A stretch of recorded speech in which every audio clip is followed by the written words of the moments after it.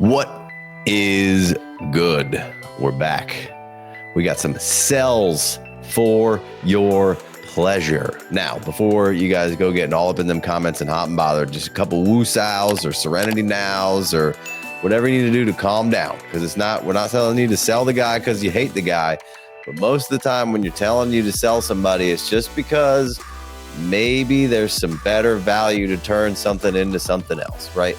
So that's going to be the point of today's show. We're going to be telling you to sell, and maybe there's some hatred, who knows? But for the most part, when we're telling you to sell, it's the thing that gets people the most fired up on, what? How can you do that? And it's just like, well, let's go look at some options to pivot off of these players with. So I'm gonna say that, and I think the first guy is gonna get all up in them comments, and I know you're gonna be lurking when this thing comes out. So I'm in there. I'm waiting. You can speak directly to Mr. Chevdor Sanders in them comments, I'm sure. So how you doing, man? If I was any better, I would be twins, brother. I'm telling you. I can't wait. I'm ready. I'm so ready to lead this discussion off. You don't have to get ready when you stay ready, right? Yeah. I mean, I was a Rachaad White truther, so it brought me great joy to start on this project so that I could just, all of the people, everyone who was just all keyed up about Bucky Irving and just, oh, he's going to be so good, and now he's a league winner and he's so good. Oh, yeah. I'm here to shit on all your dreams, guys. Okay. All right. I'm a Bucky. I can't deny he's really good. I'm not gonna lie, he's really, really good. But I mean, right now in our ADP, we're talking about him being 401. Yeah, 401. Okay. He's RB7. Mm-hmm. Yeah, he's RB7 ahead of Jonathan Taylor. Get off my lawn. Get off my lawn with this nonsense. Okay? Yeah, I feel I can't. He's RB. Okay. So you said something that I thought was really, really, really important when we were talking about taking Justin Fields and Amon-Ra St. Brown and tearing up to Justin Jefferson. It's found money. This is a guy that was in the back of your third round drafts who's giving you an RB1 season, right? So this is found money. Like we know that running back values fluctuate, especially guys that don't have great draft capital, even though this seems to be a wonderful situation. There's continuity in Tampa Bay. Rachaad White is clearly going to take a backseat to Bucky Irving in 2024, and he's going to be out of the door. But what does that mean? That means that they're probably going to add a running back, because you can't just play real football with just one running back. So they're going to add someone, which I'm not terrified about. But the point is, you can maximize the value on a guy like Bucky Irving right now. And just to add some context to the picture here, we're talking about you can go get the 2025 105 for Bucky Irving. Now, people say that that's a terrible class, but if I could turn that into a tight end premium, if I can go get Tyler Warren or Tett's starting to slide now. Amarion Hampton's becoming the pretty clear RB2, right? I mean, the 102, right? Right. In most of the mock drafts that we're involved in. And so if you're telling me that I can do that, if I can go get our 105 being Quinshawn Judkins, who's going to be contract insulated, or Travion Henderson, or Tet McMillan at the 105 for Bucky Irving, I'm doing that all day long. Okay. Another trade, Michael Penix plus the 310 and a two quarterback for Bucky Irving. Give me Michael Penix, Captain Durag, and the 310. I'm cashing Bucky out for that. I'm sorry. I mean, tell me, am I wrong? Am I taking crazy pills here? Casey, talk to me now. I don't think you're terribly off base. I think on that Penix trade, I think there's enough value in between those guys. Penix at 412, Bucky at 401. So yeah, I guess if you're getting I might try to get like a 2-3 swap out of that, or something a little extra in there, just because I think Bucky is so hot in them streets. And I know I'm a Penix guy, so you're not going to squeeze a whole bunch more out of me. But I think there are some people that you could squeeze a little bit more out of. But I feel you right there, because this, Penix is is the quarterback and it's super flex and Bucky's the lighter running back that, most likely is going to get some competition. I don't know if he'll be their guy. And, I know he was very efficient on what he was doing last year, right? Less than 50% of the snap. Him and Alvin Kamara are the only guys to turn in an RB1 season or over 1,500 yards from scrimmage with less than 50% of the snaps. Yeah. I would zero in on the front half of that conversation for me a little more of like, I can use Bucky Irving to stepping stone to either the rookies this year. Cause for me, I'm mostly with you that I would pivot to one of the top 4 or 5 running backs this year in this class over Bucky for me personally, as well as if I can use Bucky as a stepping stone to go up there. Now look, because he's so high right now, you're probably not going to be able to use Bucky to get to the 101, but Bucky could certainly help figure out a way to get the unobtainable 101 from somebody because he was so good last year. And maybe they're not as, maybe they hate that everyone keeps using the generational word with Ashton Genty, right? Yeah. But there's step, can I use Bucky Irving to go get Caleb Williams, right? Who people are not sold on, right? I personally really like, that's why I'm mentioning him right here. But like Caleb Williams, can I take Bucky and go get Caleb Williams, which in no world did I think you'd be able to buy Caleb Williams after year 2, right? Can I take Bucky Irving and go buy Marv Harrison?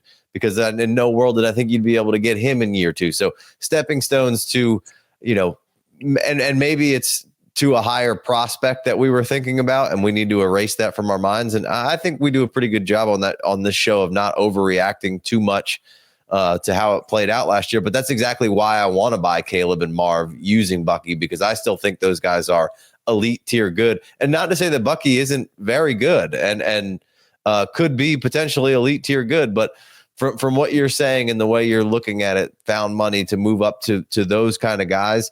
Or if, can I use him to go up to a Trey McBride? These are like second round draft picks right now. How much more do I have to add to that guy to go up there and get kind of an elite tier ish player? So that's kind of way. I don't mind that. I don't mind that at all. Last 2 that I'll throw out here, Bucky and a 2026 2 for Ladd McConkey. That feels expensive. That feels expensive for like T Higgins. So Bucky Irving can get you T Higgins and Tank Bigsby. Mm-hmm. Yeah. Well, I mean, so Bucky to Ladd, Bucky at 401 to Ladd's 303. That's a whole round increase, right? For the first trade that you said. I don't love that as much as when I first said it out loud. When I was reading it, once I said it out loud, I was like, oh, I don't love it as much as I did at first. But still, you're getting a round value difference, and people are getting real horned up for Ladd McConkey. Mm-hmm. I mean, yeah, and it's the receiver, right? Yeah, people are trading a 101 for Ladd. So yeah, that's crazy. Yeah, I'm not going to say any names, but there've been some very vocal people on the Twitters about trading the 101 for Ladd McConkey. Don't do that. All right, that not financial advice, but also don't do that. Don't do that. All right. I probably got another guy that's going to ruffle some feathers here because I feel like he's steamed up. Everybody loves him. Can't miss, but we ain't even seen him yet, right? I'm going JJ McCarthy, sell. Okay. It's not personal on JJ McCarthy. I don't even know if he can play. That's part of the reason why I'm selling, right? I will say I wasn't like, oh, I'm super excited about JJ McCarthy, but once he landed with the Vikings, I was down to put him on my team because I thought that there was a really good chance that what's happening right now might happen, right? And maybe we would have even seen him year 1 if he wouldn't have gotten hurt. Probably not because Sam was playing really good. I know revisionist history, people are Sam. If I'm the Vikings, I would have ran it back with Sam again. Don't make me do this right now. but JJ gets in there, and I think maybe me and Big Co talked about this last week. Maybe we even see a little bit slower of a start coming back off some injuries. Maybe they're going to get the run game. They brought Mason in. We're going to bring our quarterback along a little slower. It's not opened up. I think JJ could be just fine. But when we go through and we look at the trades that you can make for JJ right now on Dynasty Daddy that have been completed, JJ for Garrett Wilson, 2 quarterback. right? Ooh.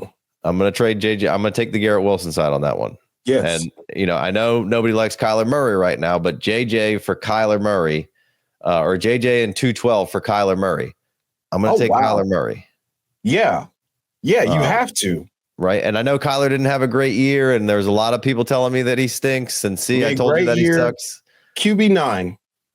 Right. And he's been in top 5 of QBs for stretches through. Like it wasn't great. Let's see if we can go back to the drawing board a little bit next year. When Kyler's on, he's one of the hardest guys to defend.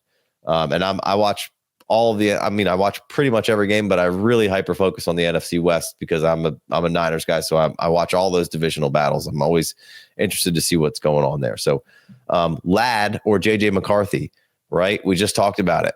Like, this is why I'm selling JJ McCarthy. It doesn't have anything to do with JJ, but he is steamed up right now. Like, he's schwitzing. Like, my man is just in the sauna, sweated up, steamed up. They got thing, the knobs ripped off. They got a hockey stick in the handle so you can't get out. Yeah. So Minow's getting pretty full for Mr. McCarthy right now. Right. So JJ 305, the 202 for Justin Herbert. Yes. What are we doing? Right. And so I know I led this off with saying, I'm lukewarm, but this is why I'm selling JJ, because he's getting real hot. JJ 309, 26 third for Bo Nix. Yeah, Bo Nix. Right. CJ Stroud or JJ and 208. Yeah, he's still CJ Stroud, man. Brock Purdy and a 26 first or JJ McCarthy. Brock Purdy. Right. And I know you say whatever you want about Brock Purdy, but Brock Purdy has been in like the top 10 of fantasy scoring for quarterbacks over the last 2 years. He's been, he had some ups and downs this past year, and you could say whatever, the stupid Avengers shit, whatever you want to say. Brock Purdy can play football. He can operate this system. And I think you're going to see a fundamental change in the Niners. Brock Purdy, you saw this year, the wheels come into play with Brock, and that's an underrated part of his game where you get a little underrated running. All right. This one was ridiculous. You said Ladd for the 101. Somebody traded JJ for the 101. Now, is that real? Probably not. But what can I add to JJ McCarthy to get the 101? And here's why I put that on here, right? Normally, I look at these trades and I try to X out the ones that, that are dumb trades in silly leagues. But somebody could be sitting here saying, hey, I'm good at running back. I don't like running backs. I don't want to take running backs 101. I don't think Genty's as good as he is. And if McCarthy was in this class, he'd be the 101. And we already know the landing spot. So I'll trade JJ McCarthy for the 101. That's why I put it on here, because I can understand, I can follow, I can put some logic together of why that might have went down and why somebody might have saw it that way. So if you could do that, I would do that all day long. Right. I mean, that's without question. I mean, you're moving from the 2024 107 to 109. Mm-hmm. The 2025 101 and a slam dunk running back prospect. Right.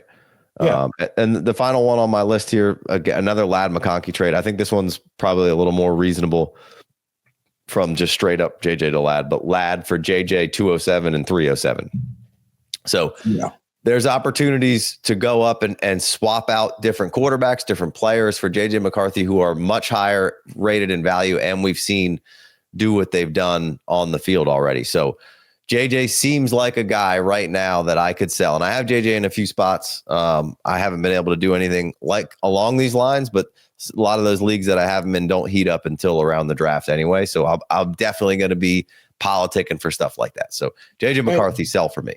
Yeah, absolutely. And those rookie picks are going to get hotter and hotter. People are going to get bricked up in the cement aisle about those rookie picks the closer that we get. So if you're going out and you're able to get, the 101 for JJ McCarthy right now, that 101 is going to be worth 1.5 times what it's worth right now today, 30 days or 29 days from the NFL draft, right?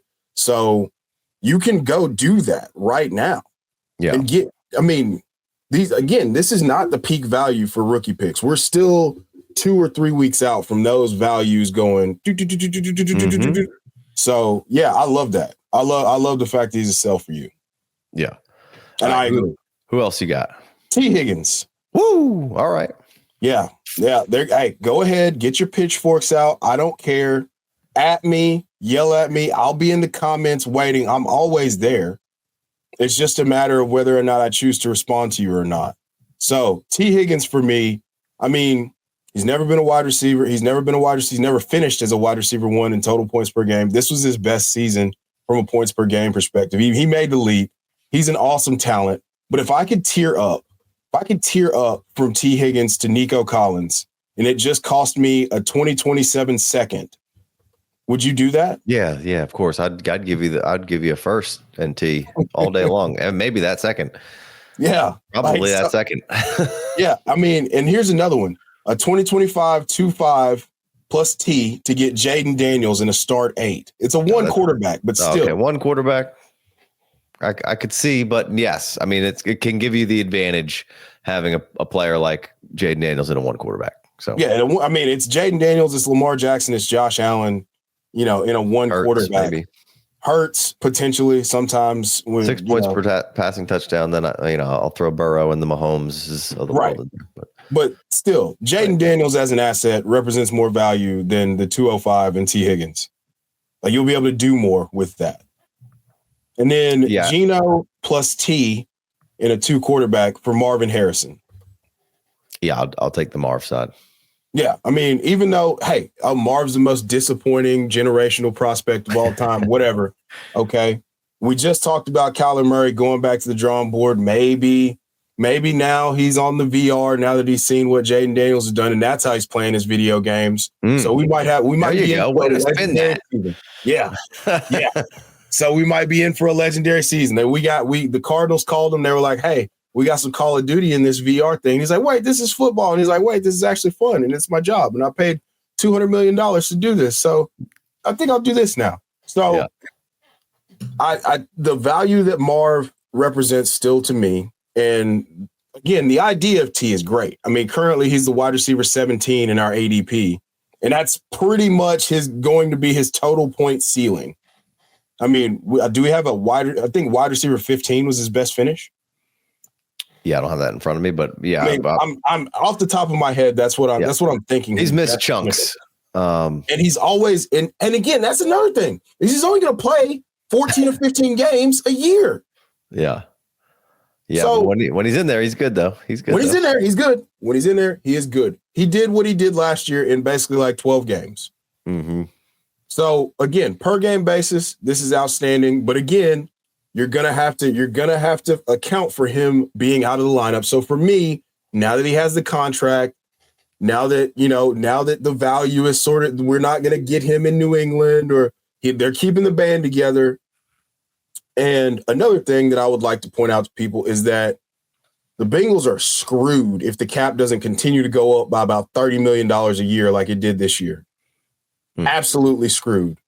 They're not going to be able to afford all these contracts, or they got to do some serious restructure. So that's another thing to keep in mind. And his deal is super fugazi. I'm not going to go into the details of that right now, but he's not that 4 for 115 is not real. Okay. Like that one crazy super hot girl that was like, that motherfucker back there is not real.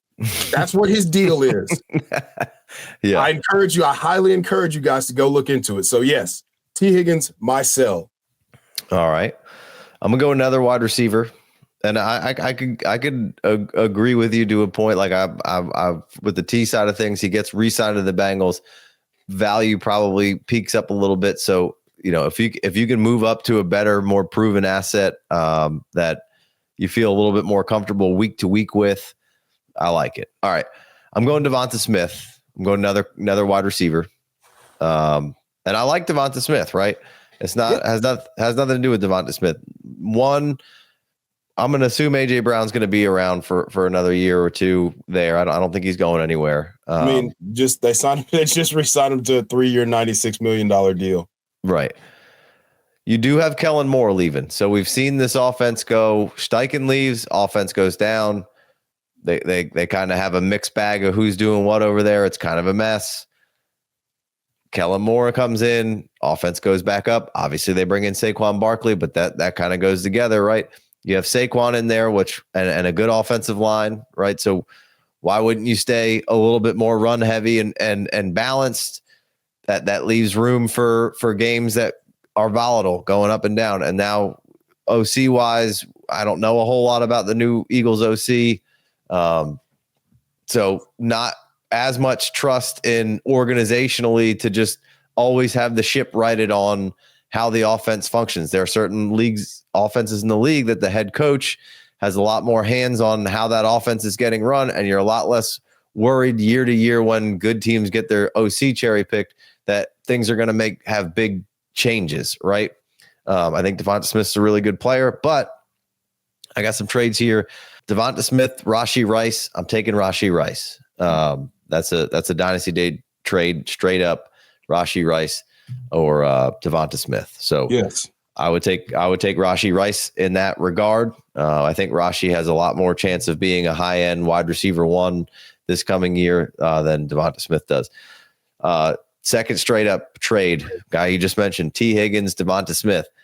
I would take T. Higgins. I think just because of how they're going to run the offense, and the guy who's throwing the ball is the most Brett Favre-ian kind of quarterback that you have out there, who's going to gunsling it around and score 30 points a game. Because I don't know where this defense is going to be. Does Trey Henderson stay around? I don't know, but the Bengals are going to have to score some points.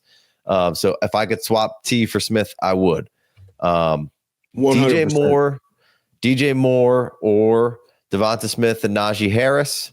Now, I like Najee. I'm a Najee guy, but I think DJ Moore in this new Bears offense with Ben Johnson and Caleb, I think is going to be really fun. I'd rather have DJ Moore.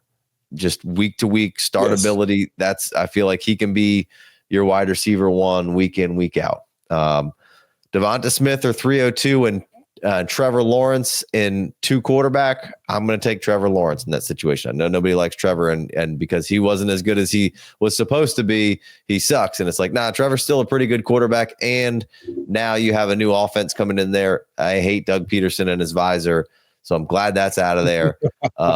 They've kind of broken this whole team up. They're building it back together. Hopefully they're going to do some more work in the trenches a little bit. And we add another receiver or two. He at least has one really good receiver. We've seen Parker Washington. I don't know if Strange will be there. Gabe Davis, I think, is still on the team.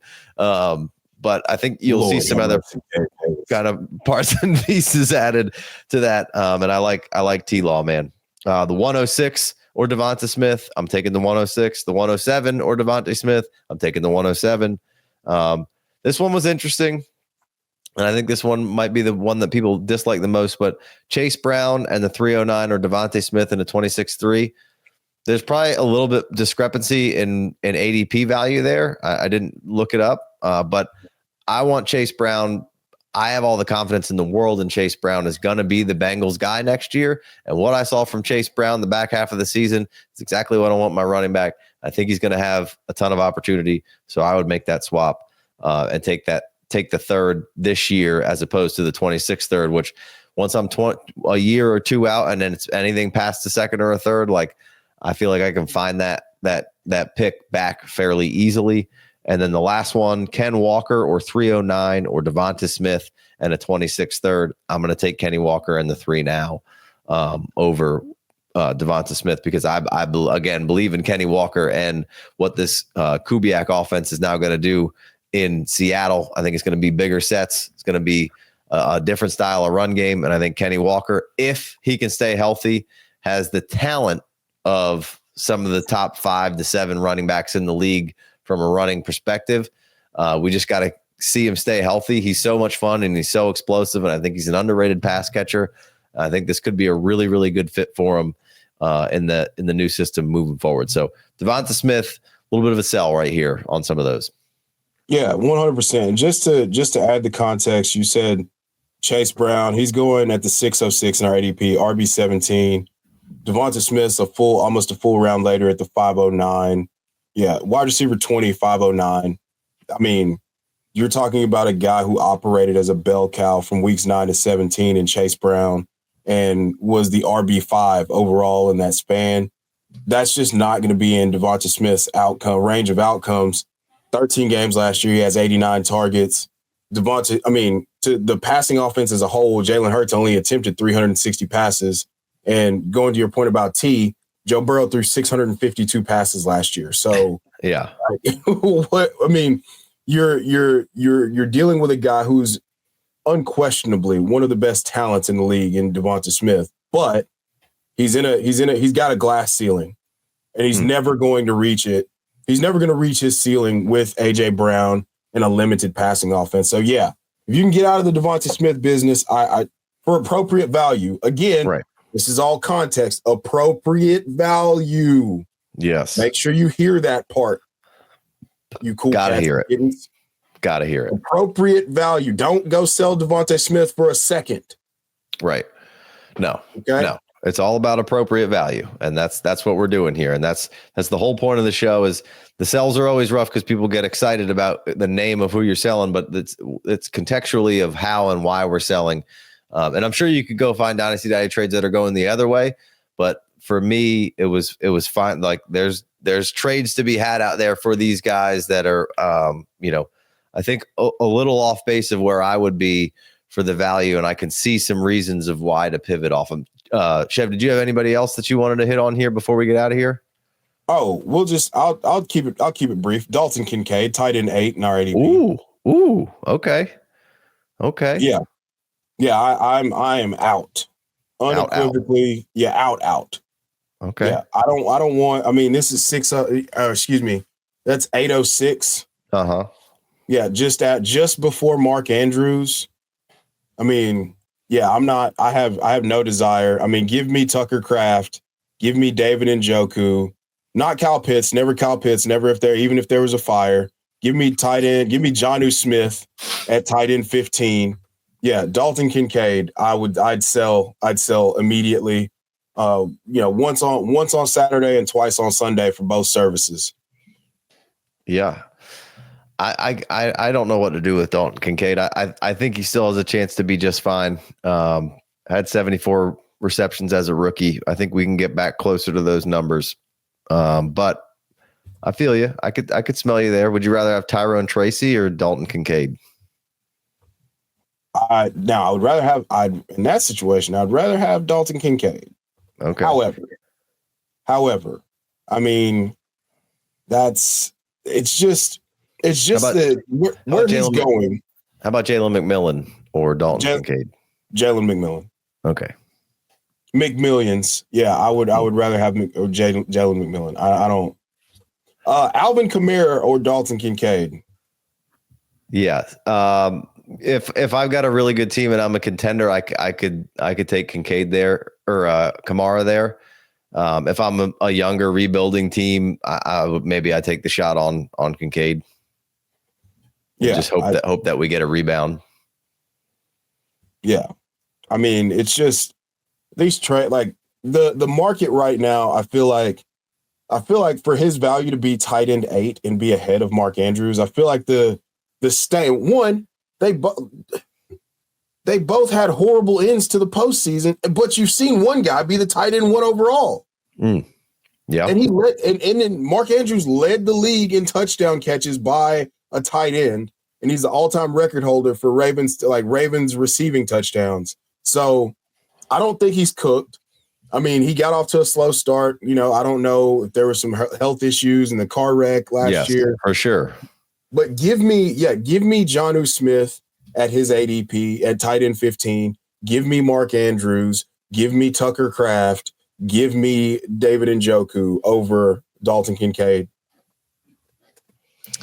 Yeah, I could see some of those, and like somebody like Jonnu, I think you could get some decent amount sprinkled on top. One for sure that I would do is Travis Etienne for Dalton Kincaid. Ooh, yeah. Yeah, I like that. I mean, he's a buy all the way around. Oh yeah, I've had him on a bunch of the buy lists, so I left him on this last one that we just did. But buy. I'm ETN's one of the best buys I think right now going. Yeah, I mean, he just didn't. The Monstars didn't take his powers. Doug Peterson's visor did, and he's not there anymore. That's right. All right, we're gonna wrap this one up. We got sells for your pleasure. Be sure to give us a 5-star review if you're listening on the pod. If you are watching on YouTube, go ahead and subscribe, like, comment below. Tell us what you like, what you didn't like. Chev will be there to tell you that you're right or you're wrong. Probably you're wrong. If you want extra content, I won't tell you you're wrong. I'll just correct your grammar a bunch. or be falsely accused of correcting your grammar a bunch. Yeah. If you want more content, you can come over to the Patreon side of things. There's a free Discord. We got ADP, we got rankings, we got rookie rankings, we got all sorts of good stuff over there. Extra shows. We got a free, like I said, free Discord that you can join through that can help you join the mock draft Mondays and really just, also be a part of the ADP from time to time. We throw those mocks out to some of the general chat as well. So make sure you go check all that out. And Chev, where can we find any more of your work? We're going to keep this real simple, okay? Just go to my Twitter. It's at Chev90 on X, and then just scroll my timeline and then click on the different things, okay? Shoot me a follow. I respond to DMs, not if it's something weird like feet pics or something like that. I won't respond to those. But yeah, just shoot me a follow on X, and you'll find everything. I retweet all the stuff that is going on over there. Yeah, Chev's got one of them Dion toes. I'm not missing a toe yet, but it's a little weird. All right, guys. We'll catch you next time. We appreciate you. Peace.